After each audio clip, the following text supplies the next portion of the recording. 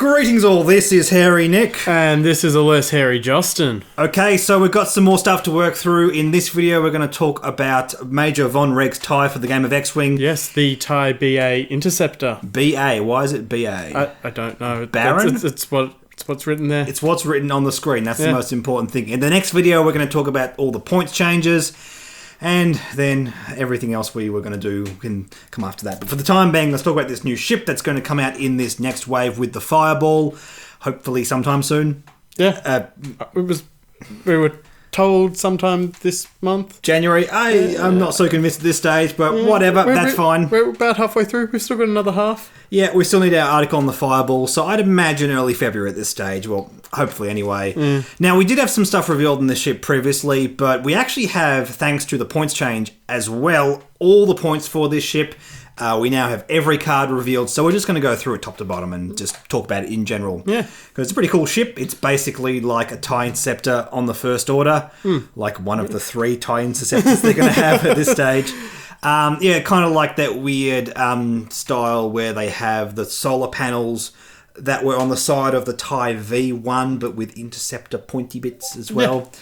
That's how I can best describe that. So with all that in mind, let's have a look at these pilots and actually talk about the points as well. Our cheapest pilot is 45 points with the First Order Provocateur. This ship has a 3 dice primary attack, 3 agility, 2 hull, and 2 shield. Yep. Actions are focus, evade, target lock, barrel roll, and boost. And the upgrades are talent, tech, missile, and modification. But they all have talents, don't they? Yes. Ah, very cool. Very cool indeed. Yeah, I think just with all these point changes, it's looking like the generics are going to be doing a lot better. Yeah, indeed. Even the Provocateur has a talent at 45 points. Seems like a decent kind of buy-in. I mean, you can see the points up here on the screen in front of you. Our most expensive ship is Major Vonreg at 57. That's actually cheaper than what I thought it was going to be. I thought it was going to just be a hair over 60. Yeah. Having that Initiative 6 pilot below 60 points. Yep, Justin's not complaining. The First Order pilot likes this. Yep, I think I might have to fly at least one of these. Yeah, it's not like we can do Kylo Quick Draw Vonreg. It's not quite going to fit. You can do your 3 of aces as long as one of them saves a bit of points here and there. Vonreg, I think, legitimately is going to be a very interesting pilot. Before we talk about him, let's go on to Ember and talk about all these different pilot cards. Initiative 4, while you perform an attack, if there is a damaged ship friendly to the defender at range 0 to 1 of the defender, the defender, I love saying that word, cannot spend, focus, or calculate tokens. That is a word salad. Yeah, even when I first came here, I had to sit down, read it again, then get Nick to tell me what it actually meant. It had to go through it a few times. So basically, if there's a damaged ship, either the defender's damaged or it has a nearby friendly ship next to it when you're attacking it, they can't spend, focus, or calculate. Which makes sense. It feels like it's elegant design with too much complexity laid on top of it. It feels a bit like Carnal Jax. But Carnal Jax was just so easy to read. Carnal Jax was the bubble directly around Carnal Jax. Those ships can't take focus or evade tokens or spend them. This is a similar kind of design. It's the bubble around the defender if there's a damaged ship and it's focus and calculate token. It's just a bit messy. I can understand it's a tapered back version of that kind of design where there's a bubble of you can't do stuff, essentially is what's going on there. It feels a bit messy and I don't know, this part does not excite me.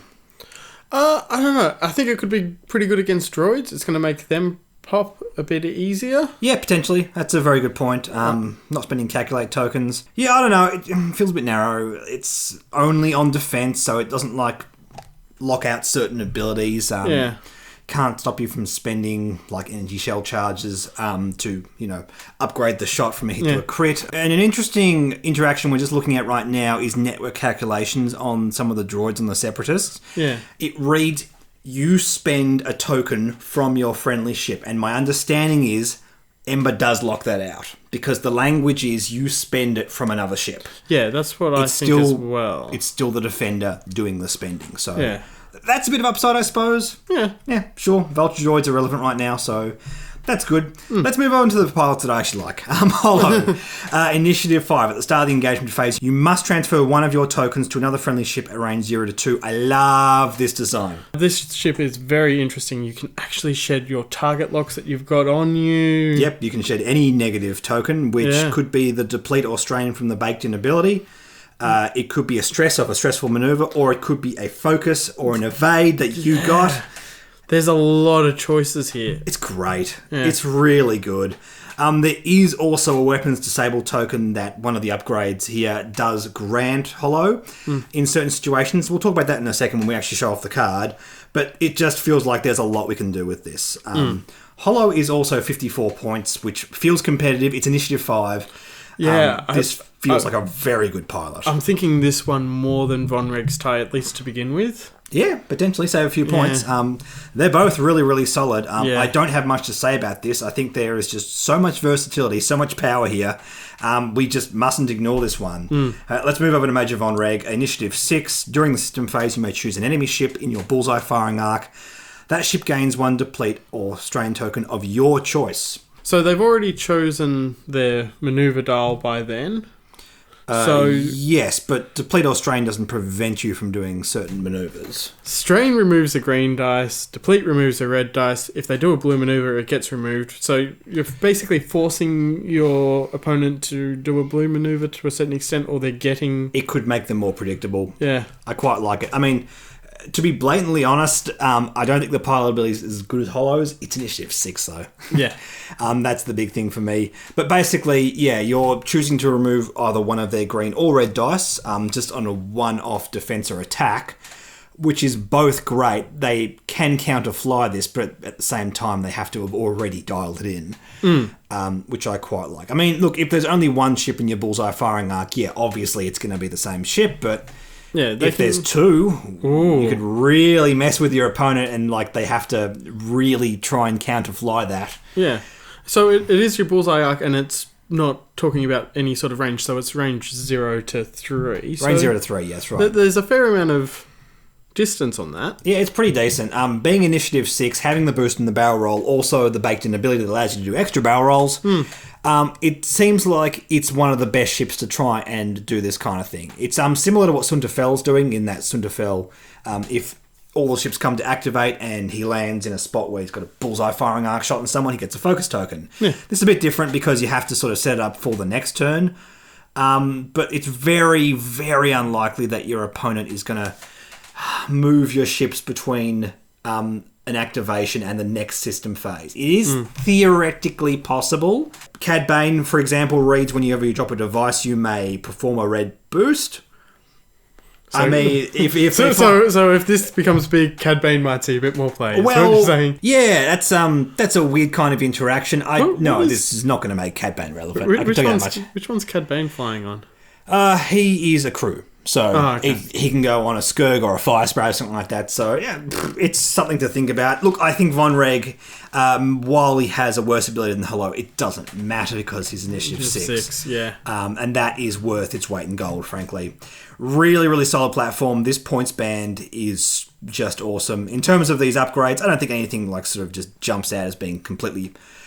obvious on any of these pilots. The only thing I can think of is Proud Tradition and False Tradition. Sure, in fact, let's talk about that now. It comes in at 2 points that we know now thanks to this new points change. It reads, set up, equip this side face up. While you have 2 or fewer stress tokens, you may perform a focus action even while stressed.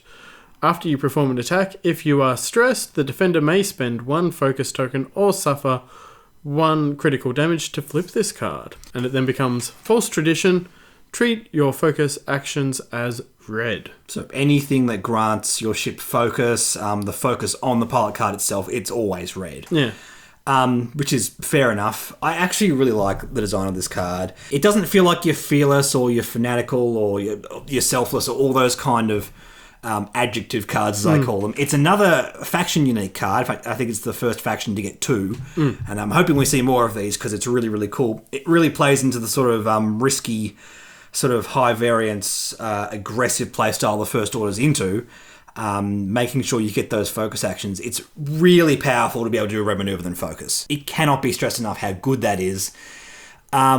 and you have a lot of control over this. Now, Holo is able to shed the stress on the front side of this, which is really, really good, which means before Holo attacks, the stress token's gone and your opponent does not have the ability to flip the card. Well, you'd have 2 stress. Oh no, because it's a wide action. Yeah. Okay. Sorry. While you have 2 or fewer stress. Yeah, it's a wide action on this side. I know. Sorry. I know. Yeah. No, I don't blame you, man. I don't blame you. So if you have 1 stress, you can do your focus and it is still white. You don't net extra stress tokens like you do with like Lama Darcy and there's resistance ones, which actually make them red as well. Now, if you do flip this card over, yes, your focus actions are red, but Holo can still shed those as well. Yeah, so, it just moves the stress onto your other pilot, and he can still do all these white and red maneuvers. That's it. Pretty good. It negates the downside there quite nicely, and you might just not take focus tokens. I mean, at the end of the day, flipping this face down just means, well, I'm just going to be evading and target locking the rest of the game. Oh well. It doesn't feel so bad, actually. Yeah. For 2 points, I feel like, they've done a good job of sort of trying to taper the balance on this. It's obviously really good on a Holo. I think it feels strong even on other pilots. Unfortunately, Kylo can't take it because he's a Force user. Yeah. But it might even just be high enough value on Major Vonreg, to be honest. I mean, just always getting actions. Yeah, Blackout might be interesting as well. Yeah, absolutely. I think a lot of those higher end pilots, Quick Draw usually takes Fanatical, doesn't she? Yeah. Yeah, okay. Because so you once you've lost the shields, the Fanatical then Indeed. works. Yeah, but I think for 2 points, it's very, very usable. Absolutely. We also have Deuterium power cells. Yeah, that's a weird word, isn't it? This is a weird upgrade. It takes up a modification and a tech slot. And it's only on first order. Yeah, cool. Well, that makes sense. It comes with 2 charges. During the system phase, you may spend 1 charge and gain a disarm token to recover a shield.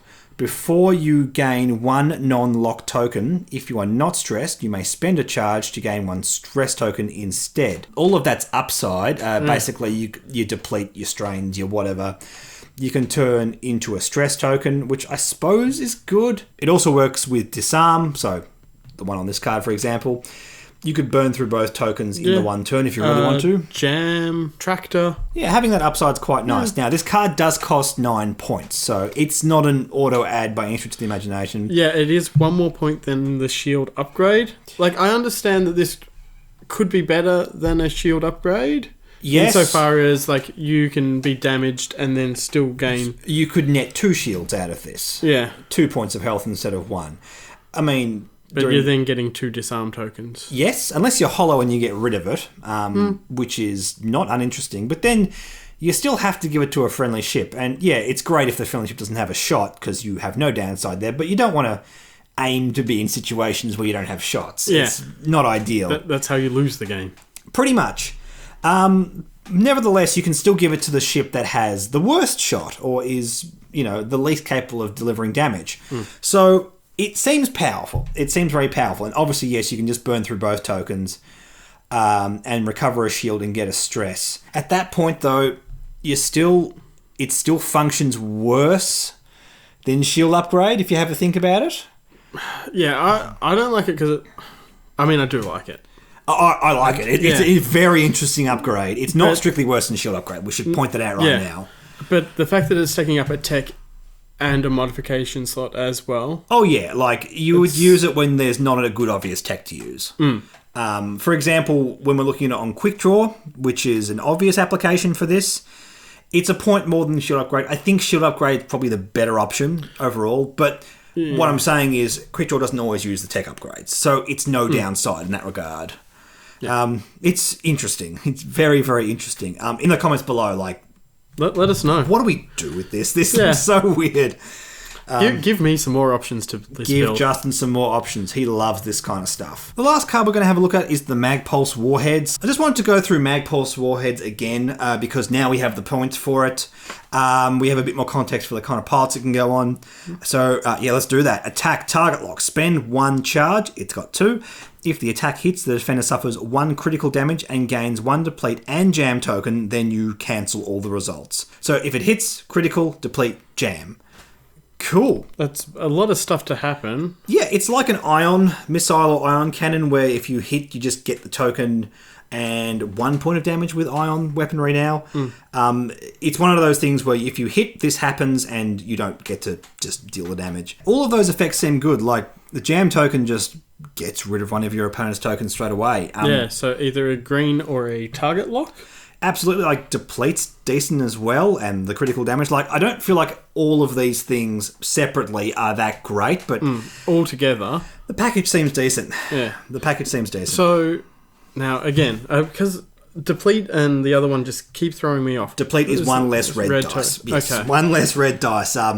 Yes, I'm going to leave the confusion in because, frankly, I think we have too many red tokens. But that's another discussion. Now, personally, I'd rather have it as strain rather than deplete, because then you could have a high initiative ship shoot it off. I agree, but that would make this card a lot more powerful. Oh, yeah. I think, like, strain is the one that is always going to be relevant. It lets you advance the board state, get more damage across to your opponent. Deplete is not always super relevant, especially when your opponent has, like, low-class ships like vultures. Yeah, that's true. But at the same time, they're also getting jam tokens. They're also taking critical hits. Also, this is the first missile that is at range 1 to 3. Yes, it is. And a 3-dice attack. That's pretty good. Yeah, it seems decent. Like, for 6 points, I quite like this.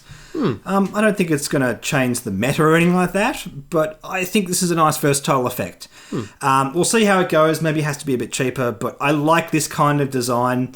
I mean, we're firmly away from the egregious design mistakes of first edition with, like, harpoon missiles and that kind of stuff. This feels way better. Also, I love the art on this because this is being shot backwards out of a TIE SF. I just realised that. Yes, that is awesome. It is really cool. I mean, it's just a shame that Quick Draw's ability only works with primary attacks. You can't activate that. But I suppose the first attack could always be with the Mag Pulse Warhead. Yeah, you shoot the Mag Pulse either out the front or the back. Yep, during the regular attack and then the other one. I mean, I don't know if Quick Draw wants this kind of thing. I'm speculating because I saw the art and it looks so cool. Quick Draw normally doesn't run missiles. Well, at least I've never run missiles. No, we want to try and trim the points back. I'm just spitballing here. Yeah. But a cool bunch of cards nonetheless, cool bunch of pilot cards. I think this ship is really solid. Like, definitely. I absolutely think, like, your standard first order ace stuff lists with, like, 3 or 4 ships is going to want this. Yeah. Holo and Vonreg. I think both of them are going to see play. I'm very confident of that. Especially as well, we're going to talk about this in the next video, a lot of the ships in the first order went down in points. So there's going to be a lot more flexibility in the way we build out these lists. I mean, they're basically focused mainly around Quick Draw and others. It's pretty much how the first order's gone in meta-wise the past 6 months. It's either Quick Draw or you run 4 SFs, basically. Exactly, pretty much. Yeah. So it's going to be exciting. We'll talk about all of that in the next video. In the meantime, do not forget to like and subscribe. Like us on Facebook, follow us on Twitter and Reddit. Also, we've got a Patreon. It's awesome. We have people that come and chat with us on our Discord and we talk about all this kind of stuff and it's really cool. Yeah, we even talk about maybe playing a couple of games here and there. Yes, we've done it a little bit so far. I want to try and organise more of that. If you'd like to be involved with the Patreon Discord, the links for all of that are down in the description. Thank you everyone who has already supported that. You guys are excellent and we will catch you in the next video. Bye.